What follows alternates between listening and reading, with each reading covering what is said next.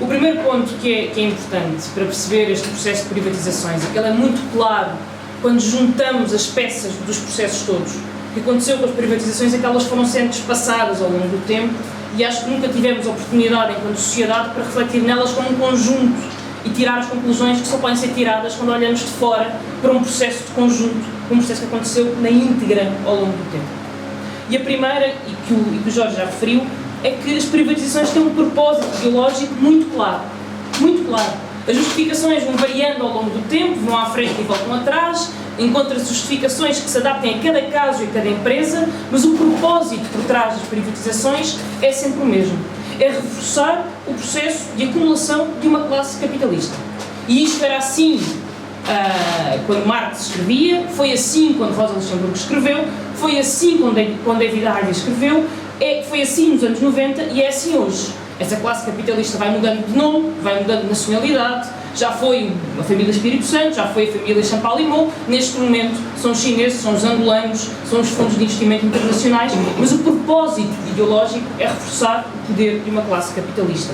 Por duas vias. Por uma via puramente financeira, em que, na ausência de novos mercados, esta classe capitalista apropria-se daquilo que é de todos para daí extrair rentabilidade, extrair lucros e acumular capital por essa via, e também do ponto de vista do poder e da influência na economia. Quem detém o controle da eletricidade detém um poder brutal sobre a economia.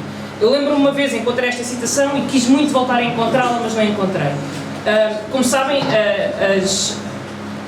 a conta de eletricidade que recebemos todos os meses em casa é muito pouco conta de eletricidade e é muito conta de custos administrativos que estão lá postos. São os tais CMECs e CAIs, são rendas que foram criadas na altura em que a eletricidade foi privatizada para convencer os privados a gerir infraestruturas caríssimas como as de eletricidade. Porque se eu tenho uma central elétrica, eu tenho que garantir que há um mercado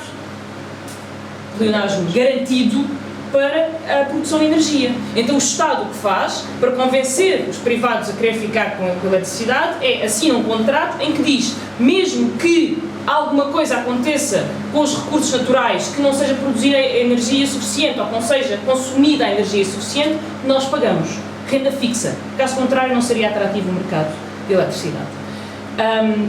Quando um dos governos, por acaso um dos governos PS, que também privatizou e criou estas regras, veio dizer que estava a pensar renegociar estes contratos, imediatamente o Sr. Mexia veio dizer, como resposta, podem fazer o que quiserem, mas pode haver um apagão no país.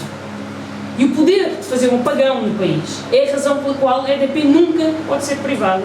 E a eletricidade, como as comunicações, como os aeroportos, não podem nunca estar na mão de um privado ou de um interesse imediato. A partir do momento em que nós assumimos e percebemos que as privatizações têm este propósito ideológico de reforçar a acumulação de uma classe capitalista, eles são imediatamente um mau negócio para o Estado. Imediatamente.